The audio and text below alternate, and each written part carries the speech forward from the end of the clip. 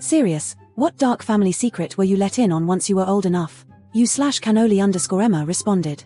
My extremely wealthy uncle was going downhill quick with Alzheimer's. Before he was too far gone, he apparently made a deal with my aunt that when things got to the point that they would have to send him to a nursing home, she would kill him instead. He wrote all of this in a letter and gave it to the attorney of their estate.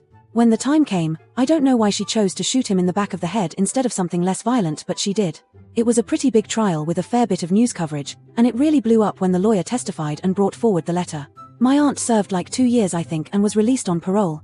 You/Manic Digressive responded. I found out when I was about 32 that apparently in 1973 my dad had a daughter he never knew existed. I found out because he texted that to me while I was working, after finding out about it himself about 1 week earlier. She was in her late 40s by that point, I think. What sort of tragic is all this time we thought I was my dad's only kid, and he always wanted a daughter but never got one due to marriage's ending. He would have fucking loved this girl. His daughter was the result of a one-night stand with a girl he never talked to again, and according to his daughter the mother had a mental breakdown not longer after giving birth and never really had custody of the daughter anyway. Dad never would have had any way to find out. The baby grew up with the mother's parents in another state, and the mother kinda went AWOL. You/NoIce9612 responded. My parents took me to Disneyland for my 7th birthday. I recall landing, going to the park, having a great first day or two. Then my parents had to step out and take a bunch of phone calls.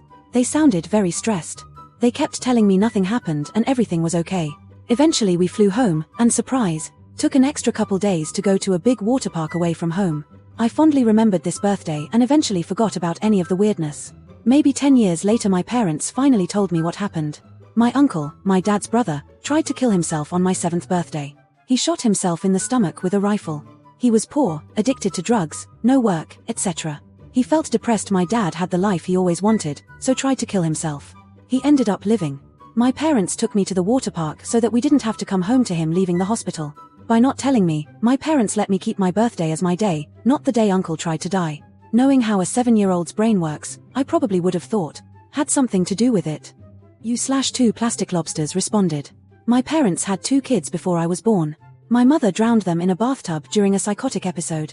Somehow despite this and a prior history of mental illness, she got released and had me a couple years later. They had another child just before I turned 2, but I never laid eyes on her. Neither of them ever fessed up, though. I only found out about their existence after an aunt died and left me her personal effects. I found birth announcements for these other kids in her mementos. I always thought she meant for me to find them. When I asked my parents, they refused to discuss anything related to these kids. A few years later, I went back to my hometown and looked up that date in the newspaper morgue. The friend who went with me was flawed. I wasn't, really. I'd grown up in fear for my life from her rages. I broke off contact with them as soon as I could. Not just because of this, though it didn't help. I had a slew of my own traumas growing up. It was a huge mistake to let them try to raise another child. You/Letitia_ responded. 1. My grandfather killed his own son by throwing him on the floor because he was crying. He was just a couple months old. 2. My uncle tried to rob a bank and ran away by foot. He later on got married and his wife ended up committing suicide. At the time the police thought that my uncle killed her, since he had a criminal past, but he didn't. He was at work and there were witnesses. 3. To 1 have multiple half-siblings. My dad was unfaithful. For my grandfather burnt the house down with his wife and children inside with the intention of them dying. My grandmother ran away with her, 7 or 8 children I don't recall, and she asked a priest, that she worked for, I think she cleaned his house, to give her a space to stay. He ended up giving her a home that an old lady left for the church, and if I'm not mistaken she was paying it little by little. 5. My aunt's neighbor, who I went to the beach with when I was little, apparently killed his own wife abroad. 6. There was a rumor that my uncle's kids weren't his. You/Madiruin responded. My older sister is not my full sister, she's my half-sister via my mother. My mother was married before and had my sister with her first husband. Her first husband raped my sister from when she was 2 or 3 years old. My mother caught him assaulting my sister, but no one believed her and my sister was, from what I was told, fucked up. My mother divorced him and he tried to get custody of my sister, so she ran away with my sister, even cutting contact with her own family to keep my sister safe. A few years later she met my dad, who unofficially adopted my sister, and they had me. I grew up not knowing because my sister thought I might not love her the same if I knew we had different dads, and I think maybe some part of her wanted to forget her stepdad isn't really her biological dad. The only reason I ever found out when I was 20 is because somehow, my sister's biological grandmother found my mother's address and called. I answered the phone and she mistook me for my sister. That was an interesting phone call and afternoon. You/Arjax responded. My paternal grandmother had an affair with our small town's mortician in the 1940s. She got pregnant and he performed an illegal abortion. The fetus was buried behind the funeral home he owned where we kids used to sled every winter. My dad told me this as I was getting ready to take a ride down the hill on the sled when I was 12. Also, paternal grandfather had multiple illegitimate children around our small town. Turns out one of my best friends was also my half-cousin. Father told me when I was 17. My father was educated, intelligent, honest and moral. The fact that his parents were so wild was absolutely shocking to me. U/Plurperona Pizza responded. My mother grew up in the American South. Her brother died in his early 20s and she always told me it was a freak accident. A bullet came through the window killing him. They lived in a rural area so I never questioned it. One year, I inherited an old Korean War officer's sword after my grandpa passed. My mom freaked out and told me that it was too dangerous to keep and that we should sell it or get a safe to lock it up in.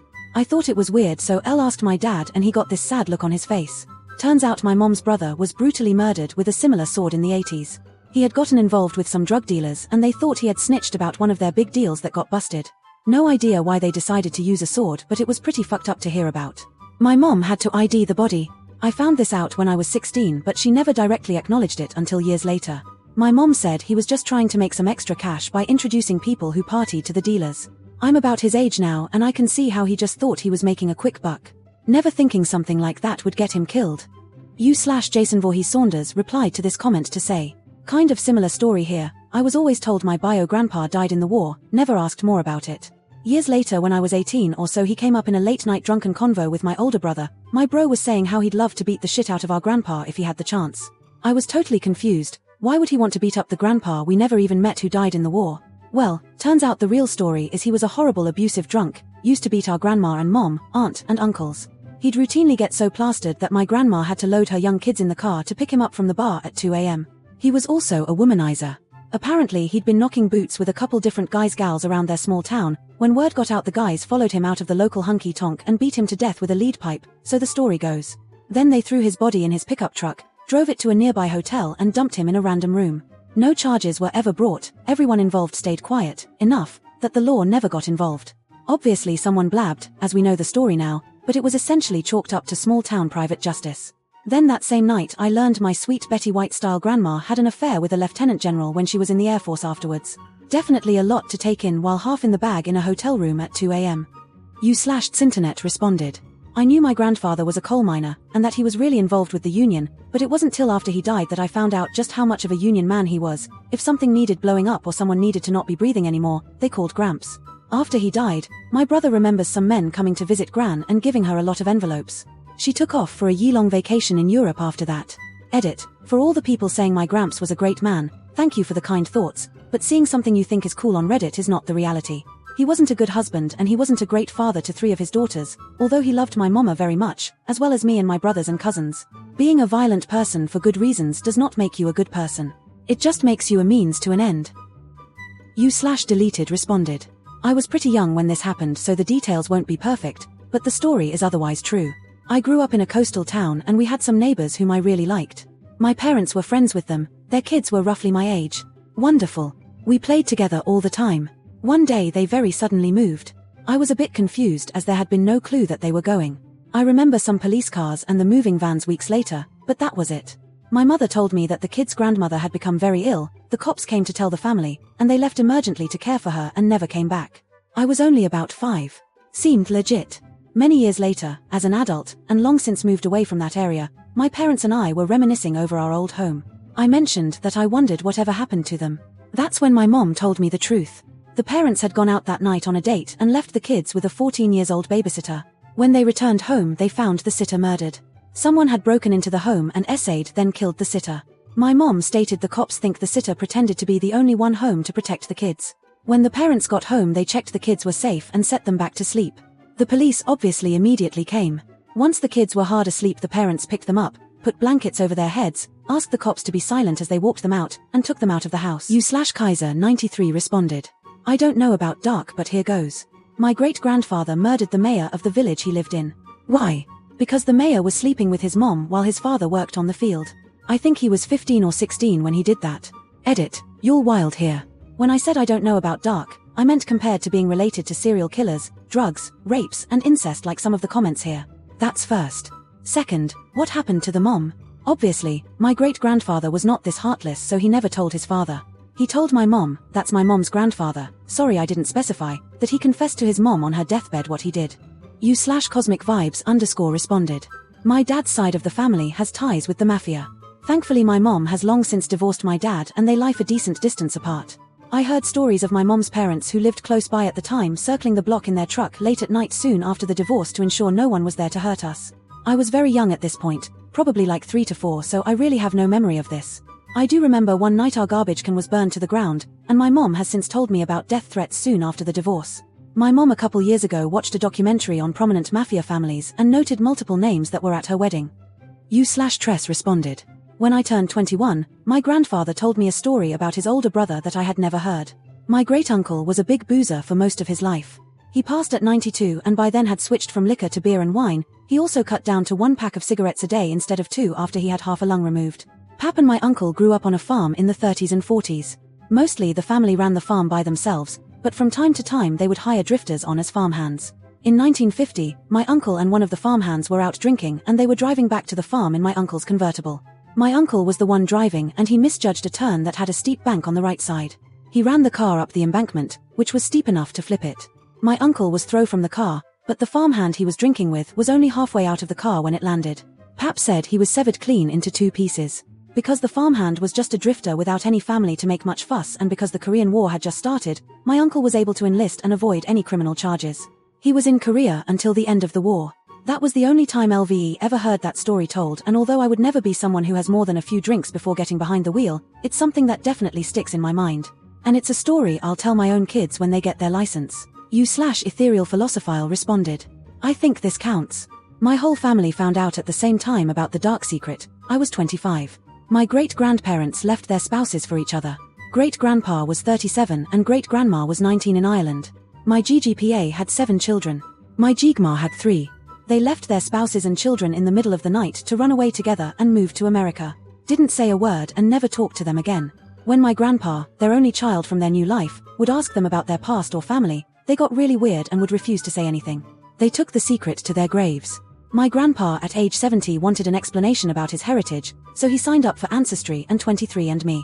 Could you imagine how shocked he was to find out he had 10 siblings? They had been searching their whole lives to find out what happened to their parents. He got to meet them and would travel to visit them twice a year. My grandpa died 4 years ago. At least he got to know his siblings for a bit before he died. Happy, sad, and screwed up all at the same time. U/Dufferum responded. We'll also submit a light one here. The story of my grandma's real name. Let's say that my whole life I knew my grandmother's name to be Mary. Everyone called her this, everyone knew it. Once day when I was in my 20s I was with my grandmother and saw her sign some legal document. She signed it as Edith. I was horribly confused.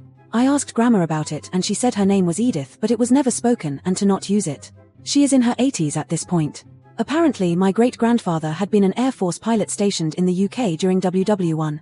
He had a girlfriend at the time named Edith. After the war was over they broke up. Great-grandpa returned home and married great-grandma shortly after. They had only one child, a girl, whom he named Edith.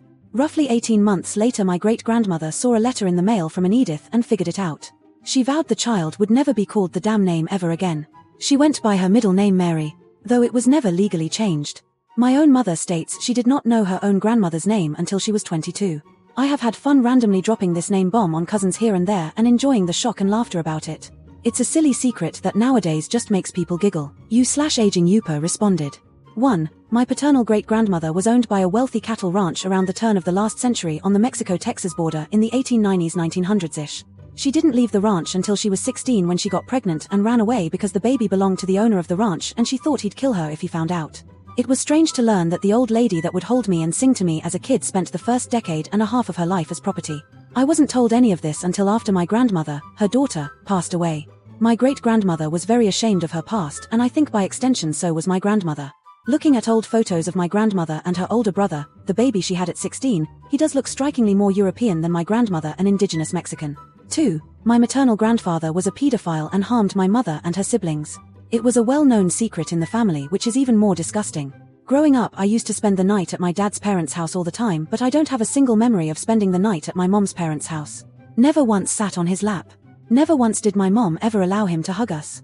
I never understood why my mom was so cold to him when my father was so close with his own father.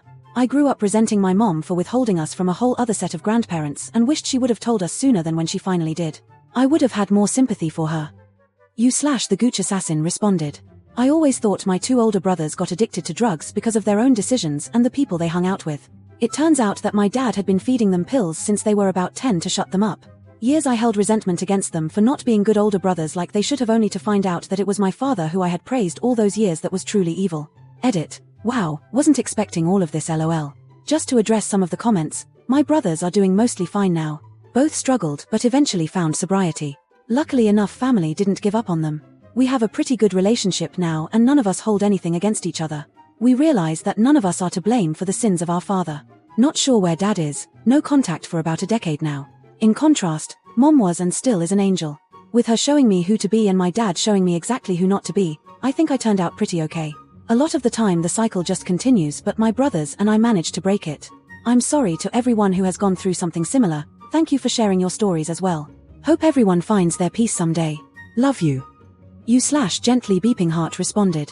Not super dark or super secret, but when I had to do a project on my family tree in elementary school, one of the questions was, when did your family immigrate to America and why? For one of my great-grandfathers, my grandma told me life was very hard back in his country, and it was getting dangerous to stay there, and for a long time I thought, yeah, I can see that. It was probably hard for a teenager living in Poland with World War I right around the corner, and I'm sure it was. But it turns out it's even harder and more dangerous when you're a teenager who has slept with a married woman and then accidentally killed her husband when he confronted you. I can see why she didn't want me to put that on my elementary school project. Edit. Wrong World War. I just pulled up his Ellis Island records and he immigrated in 1912 aboard the Carpathia in August. U/420 Sea Lions responded. My great-grandmother was shot dead in the street by an ex-boyfriend, in front of my 4-year-old grandma and her 2 younger brothers. It happened in a really quiet European town and I believe it made the papers. Grandma ended up being sent to live with an aunt and the boys stayed with their father and he remarried a nasty abusive woman. I didn't know this until I was 18, from the older boy actually, Uncle Jay. But hearing this story really changed my perspective on Grandma and the boys. The boys both ended up going to prison and having difficult lives, and Grandma was a stern, unemotional woman. I feel like this gave me some understanding as to why. U/blue_moon_rabbit responded. Finally I got one. From when I was aged 6 to 13, my mom dated a fellow named Murray. We all lived together in an old farmhouse. Murray was a wonderful father figure to us, but he also had a drinking and driving problem, and after a particularly nasty accident, Mom waited until he came home from the hospital and was well enough to take care of himself before leaving. The whole time we lived there, my sister and I never went down into the basement, as it was infested with spiders. I always thought it was because of the drinking and driving she left him, but as it turns out that was only part of it. The other being that he had a massive grow-op for weed in the basement. Mom stated had the police found out about this, she would have lost custody of us. Murray has long since passed, but he would have had a giggle that weed is legal here now. U/amadnamad responded. This might be a bit too weird for this thread. I am from a country still enshrined in a lot of superstition and religion. My great-great-grandmother was a crazy woman who practiced witchcraft. One day her husband died unnaturally, he was murdered or something by the village, and Granny went mad. She gathered the village folk around and picked up a rock from the ground nearby and declared that the rock will be her curse and the village will suffer for killing her husband. After that she killed herself. For multiple generations my family worshipped the rock as a deity and prayed to lift the curse from the village. It ended when my father in his 20s got sick of his family doing stupid shit. Him and his cousins stole the rock overnight from someone's house and threw it near a railway track. And no, I wish I was making this shit up, but my father, uncles, and aunts all told me this story when I grew up. U/JKW 1988 responded. My uncle raped my cousins. This happened and he was arrested before I was born. For some absolutely insane, unknown reason to me, he was released from prison when I was 9 and my parents allowed him and his girlfriend to stay with us for 2 weeks while waiting to get the keys to their new place. I was always told he's been in prison for drugs. For the record, my parents believed he was guilty. It wasn't anything like that. Why they would take the risk with a daughter in the home was beyond me. He was allowed at family functions despite constantly getting back into drugs, at one point narrowly avoiding having my grandma's car taken. One cousin had nothing to do with him. The other came to family functions for a while, but it was too painful for her and she cut him off. I found out when my brother let it slip when I was 13. My parents weren't happy. I was horrified they ever let him around us. I told my brother from a young age, if he ever did anything like that, he was dead to me. U/and Michelle 45 responded. Several actually involving my paternal grandfather, Pa. He was a cattle rancher and long-distance truck driver. Pa was a terrible alcoholic who beat my granny on several occasions. My father was the one who would save her. He took several beatings doing this until he was old enough to stand his own against his drunken father. He ran off and married another woman that he had been having an affair with for years. He had 4 boys with my granny and 4 children with the other woman as well. When Granny found out and found him, she took him to court and the judge sent him home with her to raise my dad and uncles. She had to write the child support checks until the youngest turned 18. He had several children with other women, only a few we actually knew about. In his later years, he was proud of all the kids he had all over the country. One of his daughters moved in with him after Granny died, and a couple of years later they had a daughter. They were both fully aware that they were father and daughter. U/Shroho1351 responded. When I was 15/16, my parents got liquored one summer night with a bunch of their friends, and I was told the story of how our house was bought from a murderer. Dude and his wife lived in the house my parents bought for I think 10 years, maybe less. Whatever triggered him, they didn't know, but he beat her to death with a cast iron pan and strangled her with a belt for good measure. Left the body in the backyard poorly buried. He tried to kill himself by drinking a gallon of WD-40 and drowning himself in a body of water very close to where I live. However, he tried to drown himself when the tide was coming in. Wasn't very successful, and the police found him half dead on the beach the next day after a neighbor got super suspicious about the grave in the backyard, and also all the sketchy noises he heard the night before. I think he got 15 years for it, but I have no idea what his name is. I couldn't pry that part out of my parents, but his name was the last one on the house before my parents bought it when I was 4. U/Edgar responded. My dad's friend committed suicide by shooting himself in the head in front of my dad and some other friends when he was 15 years old. They were all hanging out at the friend's house having a good time, when he went upstairs, grabbed his father's pistol, and came back down calling everyone's attention. He then put the gun to his head, squeezed the trigger, and collapsed behind a couch. They all thought it was some sort of sick joke at first, until they looked over the couch and saw his body and the blood. I first heard this story from my mom when I was 18, which explained some of my dad's behavior towards toy guns when I was a kid, but I never brought it up to him. I just hoped that one day he would open up to me about, and eventually he did, but we haven't talked about it much since then. I'm amazed how my dad turned out to be such a great man, having to experience something awful like that at such a young age, but according to him it's something that never left him either. He still has nightmares about it and get really uneasy in movies and TV shows when they show someone getting shot in the head. Thank you so much for watching all the way to the end. Leave your own stories down below, I would love to read them. If you would like to see more videos like this, please like and subscribe, it helps me out greatly.